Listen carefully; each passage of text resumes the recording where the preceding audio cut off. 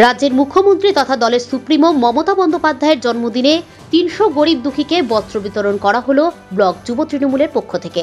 এদিন দৌলতপুর গ্রাম পঞ্চায়েতের বরল বুথে ৩০০ দুস্থ মানুষের হাতে কম্বল তুলে দেওয়া হয়।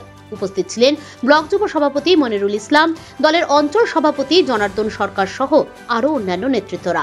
সেদিন বরল প্রাথমিক বিদ্যালয় প্রাঙ্গণে এই অনুষ্ঠানের আয়োজন করা হয়েছিল।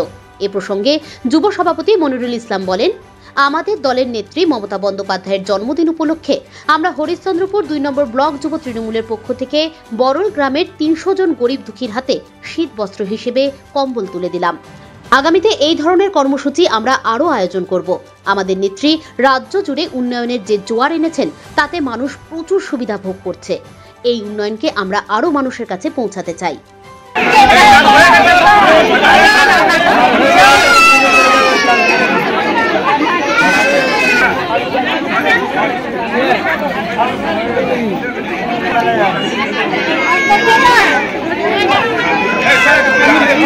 আজকে আপনারা জানেন মাননীয় মুখ্যমন্ত্রী জননেত্রী মমতা ব্যানার্জির ৬৯তম জন্মদিন।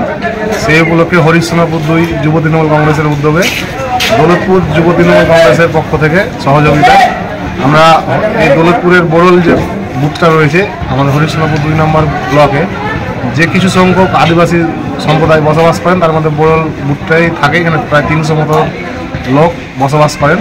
তাদের মধ্যে আজকে কিছু বস্ত্র বিতরণ করা হলো আমাদের যুব তৃণমূল কংগ্রেসের পক্ষ থেকে। দলের উন্নয়নে কি বার্তা দিলেন?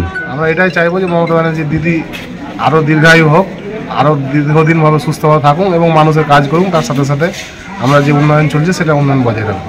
পাথর ছাড়াই প্রতিকার সম্ভব। মালদার প্রাচীনতম ভৃহু বংশ জ্যোতিষী পণ্ডিত এস শাস্ত্রী। দাম্পত্য সমস্যা, বিবাহে বাধা, ব্যবসায় অবনতি, পরীক্ষায় অকৃতকার্যতা, ভাগ্য গণনা, গোষ্ঠী বিচার, ঠিকুচি গোষ্ঠী এবং মৃত্যু ছাড়া সকল সমস্যার সমাধানের জন্য যোগাযোগ করুন জগদম্বা জ্যোতিষ কেন্দ্র, বিবেকানন্দ স্কুলের পাশে, মালদা।